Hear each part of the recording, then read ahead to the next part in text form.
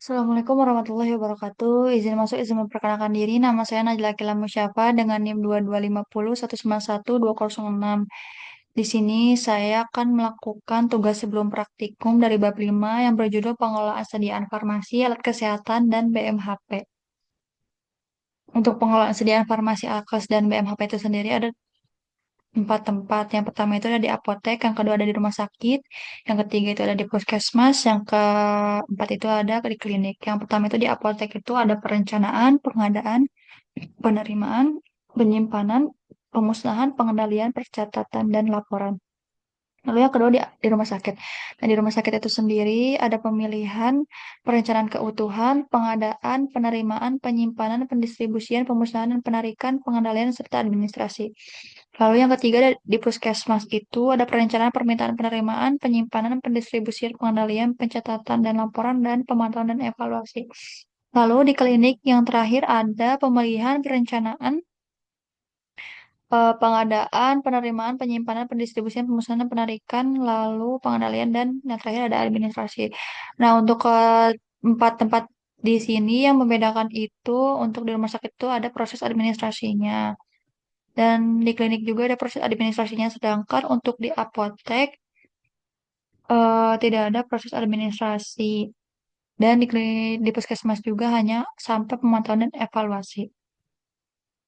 Lalu selanjutnya ada alur pengelolaan sediaan farmasi, alkes, dan BMHP di rumah sakit sesuai dengan Peraturan Menteri Nomor 72 Tahun 2016. Nah, yang pertama itu ada pemilihan. Nah, untuk pemilihan ini itu sendiri adalah kegiatan untuk menetapkan jenis sediaan farmasi, alkes, dan BMHP sesuai dengan kebutuhan dengan menetapkan formularium rumah sakit yang mengacu kepada formularium nasional. Yang kedua itu ada perencanaan kebutuhan. Nah, untuk perencanaan kebutuhan ini adalah di mana merupakan tahapan awal untuk menetapkan jenis serta jumlah sediaan farmasi, alat kesehatan, dan BMHP yang sesuai dengan kebutuhan. Nah, untuk menjamin terpenuhinya kriteria tepat jenis, tepat jumlah, tepat waktu, dan efisien. Nah, perencanaan itu sendiri dilakukan dengan beberapa tahapan. Yang pertama itu ada melakukan persiapan. Untuk melakukan persiapan ini, yang pertama adalah harus menentukan komoditas dulu atau jenis barang yang akan direncanakan. Lalu yang kedua ada menyusun daftar spesifik sediaan seperti obat generik, paten, alkes, dan BMHP. Yang ketiga itu ada memperhatikan waktu pengadaan, kebutuhan stok, pengamanan atau safety stock atau lead time waktu tunggu pengadaan. Nah, untuk melakukan persiapan untuk perencanaan obat atau kebutuhan yang eh, ada di rumah sakit itu, yang pertama itu melakukan persiapan. Nah, kita harus memikirkan jenis barang apa yang akan kita pesan kepada perusahaan besar farmasi itu sendiri. Lalu kita juga harus menyusun daftar spesifik, seperti misalkan untuk obat-obat paten hanya bisa nanti tuh hanya bisa di surat pesanan sesuai dengan sediaan farmasi saja. Jadi untuk obat paten, untuk obat generik, obat bebas terbatas itu tuh surat pesanannya ada di surat pesanan nomor 2 yaitu surat pesanan untuk sediaan farmasi. Sedangkan untuk obat-obat narkotik ataupun psikotropik itu biasanya untuk surat pesanan itu berbeda daripada obat-obat yang tadi disebutkan di awal. Lalu kita juga harus memperhatikan waktu pengadaan ketika apa namanya akan membeli suatu obat gitu dikarenakan ditakutkannya tidak ada stok dari PBF itu sendiri. Jadinya kita bisa dan masih punya kebutuhan stok gitu di dalam eh, rumah sakit ataupun di klinik, di apotek maupun puskesmas supaya tidak ada obat yang benar-benar yang betul-betul kosong di apa sih di penyimpanan stok obat. Lalu selanjutnya yang kedua ada pengumpulan data. Nah, pengumpulan data ini dilakukannya pengumpulan data yang dibutuhkan seperti misalnya data pemakaian selanjutnya, data stok yang masih ada, dan juga data penyakit di wilayah pelayanan. Lalu yang ketiga ada penetapan jenis dan jumlah. Penetapan jenis dan jumlah ini melakukan penentuan apa saja dan berapa banyak sediaan yang dibutuhkannya dengan menggunakan metode perhitungan kebutuhan. Lalu yang keempat ada evaluasi perencanaan. Lakukan pengecekan kembali hasil dari perhitungan agar sesuai dengan kondisi dan tidak terjadi kelebihan atau kekurangan stok. Lalu yang kelima ada revisi rencana kebutuhan. Nah, untuk revisi rencana kebutuhan ini, bila ada yang tidak sesuai bisa diperbaiki rencananya dan revisi dilakukan berdasarkan data. Lalu selanjutnya eh, pengadaan. Nah, untuk pengadaan ini merupakan kegiatan untuk memenuhi kebutuhan obat, alat kesehatan, dan BMHP yang sudah direncanakan dan disetujui melalui pembelian. Agar menjamin kualitas, maka pengadaan harus melalui jalur resmi sesuai aturan hukum yang berlaku. Untuk proses pengadaan ada beberapa tahap. Yang pertama itu pengadaan di rumah sakit dilakukan secara elektronik melalui e-procasing. Ada dua mekanisme. Pertama itu ada dengan fitur negosiasi harga di mana pihak rumah sakit dapat melakukan penawaran sebelum transaksi ditujui. Lalu selanjutnya yang kedua ada tanpa fitur negosiasi harga dilakukan langsung oleh pembeli sesuai harga yang tercantum. Lalu selanjutnya yang keempat ada penerimaan. Untuk penerimaan ini merupakan kegiatan untuk menjamin kesesuaian jenis, spesifik, jumlah, mutu, waktu, penyerahan, dan harga yang tertera dalam kontak atau surat pesanan dengan kondisi fisik yang diterima. Lalu yang kelima itu ada penyimpanan. Nah, penyimpanan itu sendiri merupakan kegiatan menyimpan sediaan farmasi akan sesuai dengan persyaratan kefarmasian. Nah, eh, untuk yang poin ketiga itu pengadaan. Pengadaan itu biasanya kalau di rumah sakit ya melalui apa tadi ya, melalui e-procasing. Ada yang dengan fitur negosiasi, ada juga yang tidak melakukan fitur negosiasi. Biasanya itu untuk rumah sakit memang bekerja sama dengan PBF-PBF besar ya. Lalu untuk penerimaan itu sendiri eh, kita harus menyesuaikan apa ya, ketika barang itu sudah datang, kita harus menyesuaikan barang yang kita pesan dengan eh, barang yang datang. Apakah itu sesuai atau tidak? Misalkan biasanya itu dari bentuk, apakah misalkan kita pesannya tablet atau ntar yang datang malah kapsul, nah itu berarti tidak sesuai. Lalu untuk jumlah, misalkan kita pesannya berapa ya? Karena di rumah sakit kan biasanya banyak ya. Misalkan berapa lusin, berapa box. Terus yang datangnya cuma 2 box. Misalkan dari 10 yang datangnya cuma 2 itu berarti kurang dari jumlah. Terus misalkan ada kondisi fisik yang misalkan di obat sirup ada yang pecah ataupun bocor. Nah, itu bisa dikembalikan kembali kepada PBF tersebut melalui surat pengembalian gitu. Untuk penyimpanan itu sendiri biasanya berbeda ya. Untuk obat-obat biasanya seperti suppositoria atau ovula itu harus di suhu dingin atau di kulkas biasanya disimpannya. Sedangkan untuk obat-obat seperti tablet itu biasanya di suhu ruang ataupun penyimpanan misalkan untuk obat-obat psikotropik, narkotik atau eh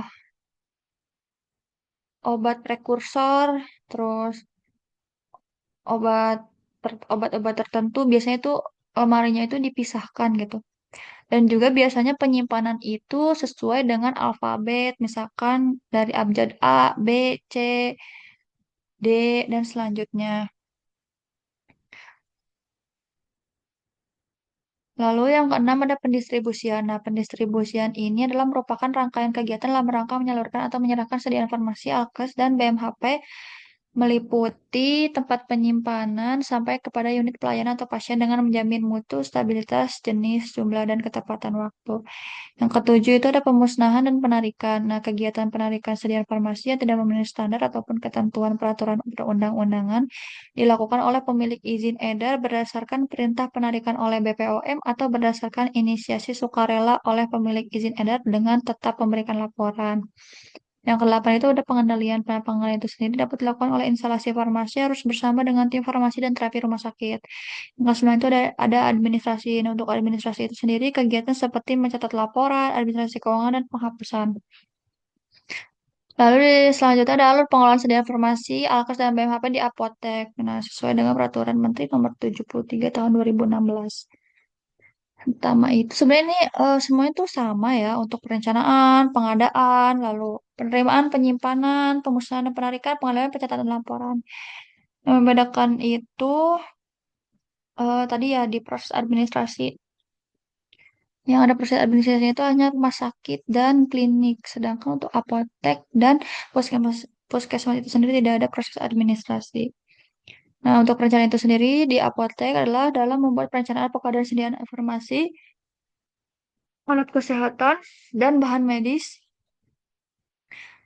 habis pakai perlu diperhatikan pola penyakit, pola konsumsi, budaya, dan kemampuan masyarakat. Nah, untuk selanjutnya pengadaan untuk menjamin kualitas pelayanan kefarmasian, maka pengadaan sedia informasi harus melalui jalur resmi sesuai ketentuan peraturan perundang-undangan. Sama itu melakukan pemeriksaan stok obat ataupun alat kesehatan yang dicatat dalam buku daftar obat habis atau defekta.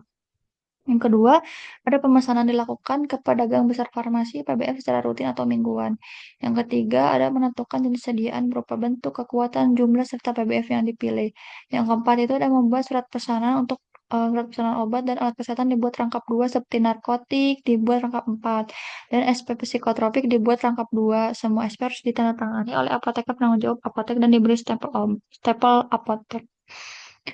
Nah, biasanya ini tuh untuk surat pesanan tadi ya untuk obat dan alat kesehatan itu harus rangkap 2. Jadi si surat pesanannya itu harus rangkap 2 gitu ya. Biasanya itu yang pertama itu warnanya putih, yang kedua itu yang warna pink itu, ataupun yang kuning. Supaya nanti bisa terlihat untuk bukti. Nah, untuk narkotik ini biasanya ada 4. Sedangkan untuk psikotropik itu rangkap 2. Dan semua SP ini harus ditandatangani dan dicap atau distempel di apotek. Lalu selanjutnya penerimaan. Nah, penerimaan itu sendiri adalah merupakan kegiatan untuk menjamin kesesuaian jenis spesifikasi, jumlah, mutu, waktu penyerahan, dan harga yang tertera dalam surat pesanan dengan kondisi fisik yang diterima. Lalu selanjutnya penyimpanan. Nah, penyimpanan itu sendiri ketentuannya obat harus tetap berada dalam kemasan asli dari pabrik. Bila ada keadaan darurat harus dipindahkan ke wadah lain agar kontaminasi harus segera dicegah. Diberikan informasi yang jelas pada wadah baru seperti nama obat, nomor batch, dan tanggal kadaluarsa. Lalu selanjutnya obat itu harus disimpan sesuai dengan suhu dan kondisi penyimpanan dianjurkan agar mutu, keamanan, dan stabilitas tetap terjamin. Lalu yang ketiga ada tempat penyimpanan obat hanya diperuntukkan bagi obat, tidak boleh digunakan untuk barang lain yang berpotensi menimbulkan kontaminasi. Obat disusun berdasarkan bentuk sediaan, kelas terapi, dan diatur secara alfabetis. Lalu selanjutnya ada pengeluaran obat meliputi FIFO, first expire, first out. Atau jadi obat yang dengan kalorigas lebih dahulu itu first in, first out gitu. Jadi obat yang dilakukan itu, yang dipesan terlebih dahulu itu dikeluarkan juga terlebih dahulu. Lalu selanjutnya ada pemusnahan penarikan. Nah, pemusnahan penarikan ini pemusnahan untuk obat yang rusak atau kadaluarsa, resep lama, serta sediaan farmasi dan BMHP yang tidak layak sehingga harus ada berita acara dan sesuai dengan aturannya. Nah, untuk penarikan untuk obat, alat kesehatan dan BMHP yang tidak memenuhi standar sehingga dilakukannya oleh pemilik izin edar atas perintah BPOM atau inisiatif sendiri. Lalu pengendalian. Untuk pengendalian itu sendiri dilakukan agar jenis dan jumlah obat selalu sesuai dengan kebutuhan pelayanan. Lalu pencatatan dan pelaporan. Pencatatan dilakukan setiap tahap pengelolaan. Pelaporan itu sendiri disusun untuk kepentingan internal dan eksternal. Nah, di sini ada formulir pengelolaan sedia informasi alkes dan BMHP di apotek. Yang pertama itu untuk formulir 1 ada berita acara pemusnahan obat kadaluarsa atau rusak. Lalu yang kedua ada berita acara pemusnahan resep. Biasanya ada daftar obat yang dimusnahkan itu apa saja. Terus untuk formulir 3 itu ada pelaporan pemakaian narkotik. Yang keempat ada formulir 4 itu ada formulir pelaporan pemakaian psikotropik. Nah, untuk formulir itu sendiri biasanya berbeda ya. Terus juga harus dicatat di berita acara ketika akan melakukan pemusnahan resep ataupun pemusnahan obat-obat yang rusak ataupun kadaluarsa. Harus dibuat berita acara. Lalu selanjutnya eh, surat pesanan. Untuk formulir surat pesanan itu sendiri yang pertama itu ada surat sediaan farmasi. Terus ada yang kedua itu ada surat pesanan narkotik. Ini harusnya narkotik ya. Terus yang ketiga itu ada surat pesanan psikotropik. Yang terakhir ada pesanan obat. Jadi eh surat pesanan obat dari prekursor. Nah, untuk surat pesanan itu harus berbeda-beda. Jadi untuk obat-obat sediaan farmasi, farmasi misalkan seperti obat bebas, obat bebas terbatas ataupun obat ya seperti itu biasanya di surat pesanan sediaan farmasi. Nah, untuk obat-obat khusus narkotik dan psikotropik itu juga berbeda sendiri. Kalau yang khusus psikotropik ya psikotropik, kalau narkotik ya narkotik. Nah, ini juga ada surat pesanan prekursor. Ini juga berbeda dari surat pesanan psikotropik, narkotik ataupun surat pesanan sediaan farmasi. Selanjutnya, alur pengelolaan persediaan farmasi Alkes dan BMHP di Puskesmas. Sama ya, ini juga yang pertama ada perencanaan. Perencanaan obat yang baik dapat mencegah kekosongan atau kelebihan stok obat dan menjaga ketersediaan obat di puskesmas. Tahapan perencanaan kebutuhan obat dan BMHP ini meliputi pemilihan yang pertama itu. Nah, untuk pemilihan ini kegiatan untuk menetapkan jenis sediaan farmasi dan bahan medis habis pakai sesuai dengan kebutuhan. Lalu yang kedua ada pengumpulan data. Nah, pengumpulan data itu adalah data yang dibutuhkan antara lain data penggunaan obat periode sebelumnya, sisa stok, dan usulan kebutuhan obat dari semua jaringan pelayanan puskesmas. Yang ketiga itu ada memperkirakan kebutuhan periode yang akan datang ditambah stok penyangga atau buffer stok. Buffer stok bervariasi tergantung kepada kebijakan puskesmas. Yang keempat itu ada menyusun dan menghitung rencana kebutuhan obat menggunakan metode yang sesuai. Yang kelima itu adalah data pemakaian, sisa stok, dan permintaan kebutuhan obat puskesmas dituangkan dalam laporan pemakaian dan lembar permintaan obat atau LPLPO di puskesmas. Lalu selanjutnya ada pengadaan. Nah, pengadaan itu sendiri dilakukan dengan dua cara, dengan melakukan permintaan ke Dinas Kesehatan Kabupaten atau Kota dan pengadaan mandiri atau pembelian meliputi. Yang pertama itu harus permintaan obat disediakan oleh Dinas Kesehatan atau Kabupaten. Dinas Kesehatan Kabupaten atau Kota menggunakan laporan pemakaian dan lembar permintaan obat. Yang kedua itu dilakukan pengadaan mandiri dari distributor resmi bila mendesak dari apotek.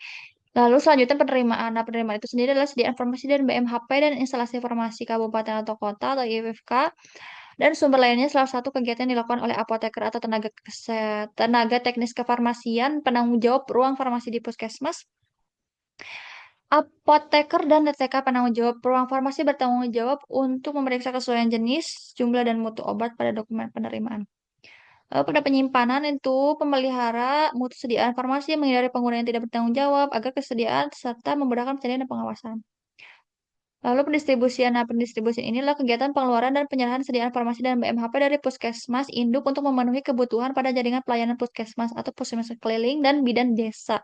Biasanya yang pertama itu harus menentukan frekuensi distribusi berupa biaya dan jarak, lalu menentukan jumlah dan jenis obat yang diberikan, lalu melaksanakan penyerahan obat ke jaringan pelayanan puskesmas, lalu selanjutnya ada pemusnahan penarikan. Sediaan farmasi dan BMHP rusak, rusak atau ditarik dari peredaran harus dimusnahkan sesuai bentuk sediaan dan peraturan undang-undangan. Pada pengendalian. Pengendalian ini adalah suatu kegiatan untuk memastikan ketersediaan obat dan BMHP. Nah, tujuan itu pengendalian ini agar tidak terjadi kelebihan atau kekosongan obat dan BMHP di jaringan pelayanan puskesmas. Lalu selanjutnya ada administrasi. Administrasi itu sendiri adalah kegunaan baik itu di laporan internal atau eksternal. Nah, kegiatan ini meliputi pencatatan pelaporan semua kegiatan pelayanan kefarmasian di puskesmas. Lalu ada formulir pengelolaan sediaan farmasi Alkes dan BMHP di puskesmas. Ada lampiran pertama itu adalah laporan pemakaian dan lembar permintaan permintaan obat. Bisa dilihat ya di lampiran pertama. Lalu di lampiran kedua ada formulir laporan pengembalian obat rusak atau kadaluarsa. Yang ketiga ada formulir laporan narkotik dan psikotropik. Lalu yang keempat adalah laporan pelayanan kefarmasian.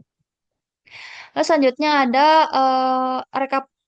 formulir rekapitulasi Dinas Kesehatan Kabupaten atau Kota.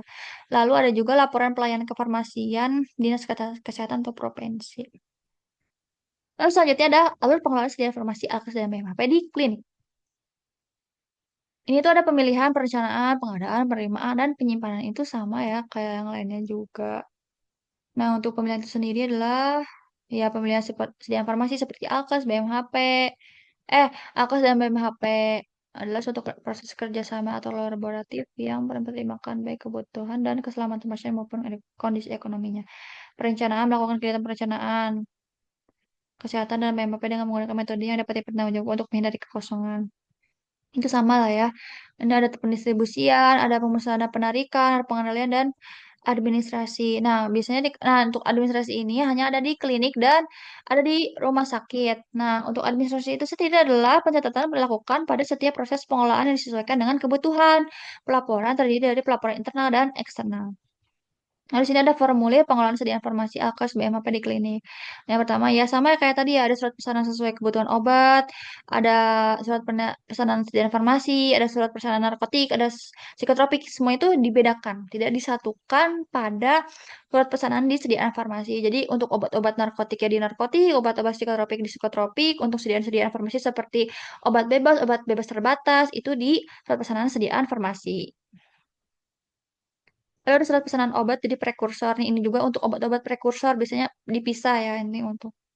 Ini ada formulir kartu stok. Jadi biasanya di setiap obat itu ada kartu stoknya. Misalkan untuk obat allopurinol, di situ biasanya ada kartu stok. Misalkan jumlahnya yang keluar berapa, yang sudah masuk berapa. Biasanya suka ada jumlah supaya ini tuh kegunaannya ketika kita akan memesan obat baru bisa dilihat dari kartu stok itu sendiri untuk apa namanya menghindari ketidaktersediaan dari obat-obat tersebut. Lalu selanjutnya ada proses penulisan resep yang benar. Ini berdasarkan Permenkes nomor 72 tahun 2016 tentang standar pelayanan kefarmasian di rumah sakit. Untuk menganalisa masalah terkait obat, apoteker harus melakukan pengkajian resep sesuai persyaratan administrasi, persyaratan farmaseutik, dan persyaratan klinis, baik untuk pasien rawat inap maupun rawat jalan. Nah, untuk pemberian obat oleh dokter biasanya dituangkan dalam bentuk tertulis yang disebut resep atau belangko resep. Nah, resep merupakan permintaan tertulis dari dokter, dokter gigi, atau dokter hewan kepada apoteker untuk meracik dan menyerahkan obat dalam bentuk sediaan tertentu kepada pasien. Nah, untuk penulisan resep yang benar ini ada beberapa tahap. Yang pertama, itu identitas dokter terdiri dari nama, nomor SIP, atau surat izin praktek atau alamat rumah, dan nomor telepon dokter. Lalu yang kedua ada nama kota dan tanggal dibuatnya resep nomor 1 dan 2 sudah tercetak pada kertas lembar resep. Lalu yang ketiga ada simbol R di awal dengan resep yang berarti harap diambil, menandakan awal bagian obat yang diresepkan. Lalu selanjutnya yang keempat ada nama obat serta jumlah atau dosis, dikenal dengan istilah inskriptio, menuliskan nama obat dan dosisnya secara lengkap dan jelas.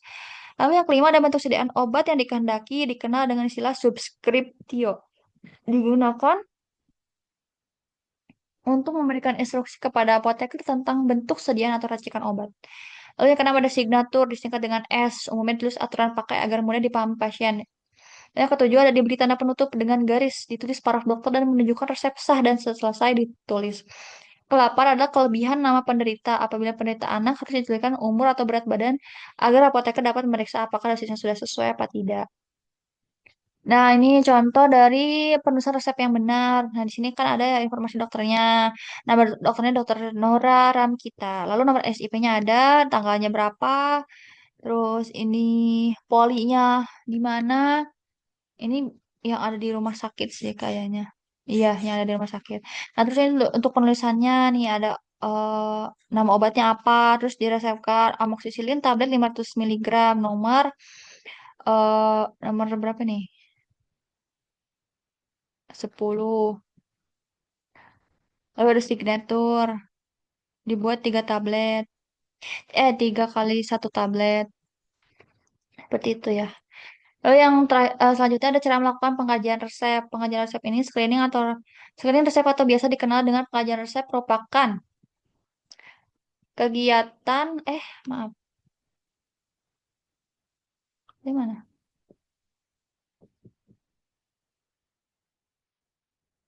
Kegiatan apoteker eh aduh maaf ya sebentar.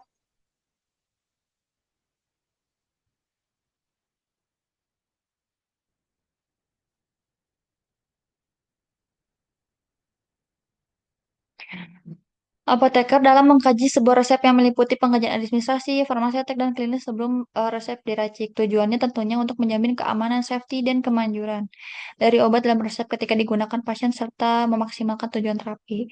Nah, yang pertama itu ada melakukan pemeriksaan terhadap kelengkapan dan administrasi, lalu selanjutnya ada melakukan pemeriksaan kesesuaian farmaseutik, lalu yang ketiga ada mengkaji pertimbangan klinis, lalu narkotik itu hanya dapat diserahkan atas dasar resep resmi rumah sakit, puskesmas, apotek lainnya.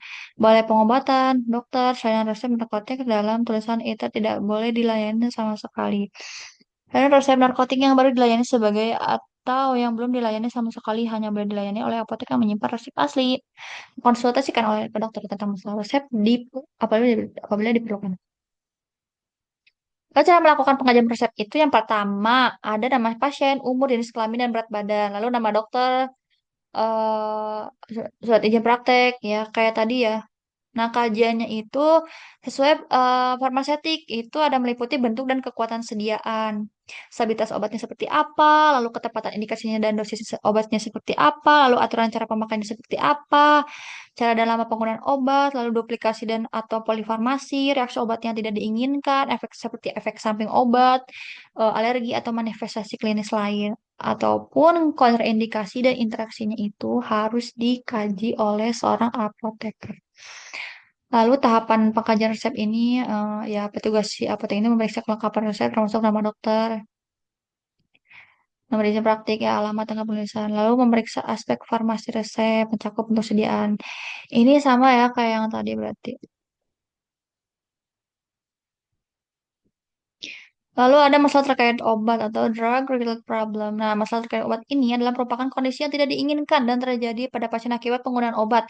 Kejadian ini dapat mempengaruhi hasil terapi yang diharapkan baik secara langsung maupun potensial. Suatu peristiwa dikategorikan seperti DRPS apabila memenuhi dua syarat.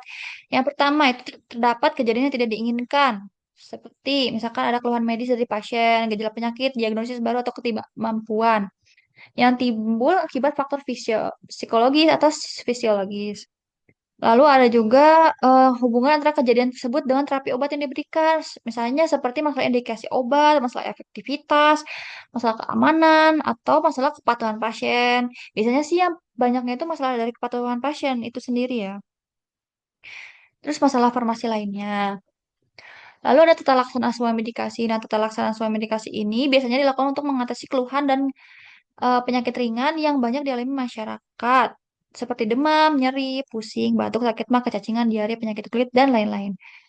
Nah, ini tuh langkah-langkahnya. Yang pertama, identifikasi gejala ringan seperti pusing, sakit kepala, demam, batuk, flu.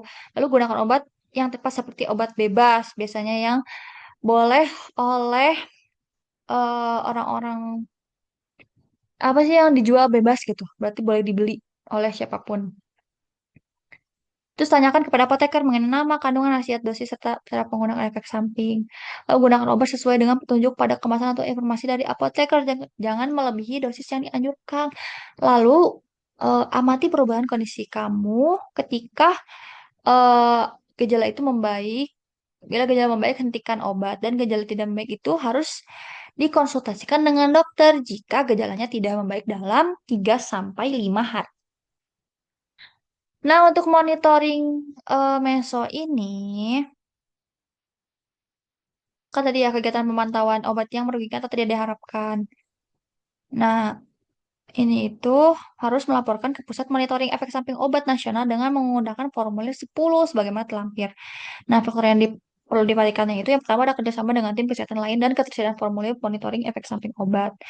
Nah, biasanya ini kalau misalkan ada masalah-masalah terkait obat, itu ada formalium khusus untuk permasalahan terkait obat itu sendiri. Nah, di sini ada formulir MSO ya, MESO. Misalnya ada nama, terus jenis kelamin apa, umurnya berapa, nama obatnya apa, biasanya itu ditulis ya. Nggak ada yang di sini juga. Lalu ada tata laksana penyakit degeneratif. Nah, pengobatan penyakit degeneratif ini sangat bervariasi tergantung jenis penyakitnya. Namun umumnya fokus pada meredakan gejala, mencegah perburukan penyakit, dan meningkatkan kualitas hidup melalui kombinasi obat-obatan, terapi, serta perubahan gaya hidup seperti diet sehat dan olahraga teratur bersifat multidisiplin melibatkan berbagai spesialis untuk memberikan perawatan dan yang komprehensif. Biasanya ini pengobatan farmakologis obat-obatan untuk melawan gejala dan penyebab progresif, contohnya seperti levodopa untuk Parkinson atau antihipertensi, insulin dan untuk diabetes. Nah, untuk terapi fisik dan rehabilitasinya itu terapi bicara dan terapi okupasi untuk mempertahankan fungsi dan kualitas hidup. Intervensi beda opsi bila terapi lain tidak efektif. Contohnya stimulasi otak dalam untuk Parkinson, operasi bypass jantung. Mungkin sekian dari saya, kurang lebihnya mohon maaf. Wassalamualaikum warahmatullahi wabarakatuh.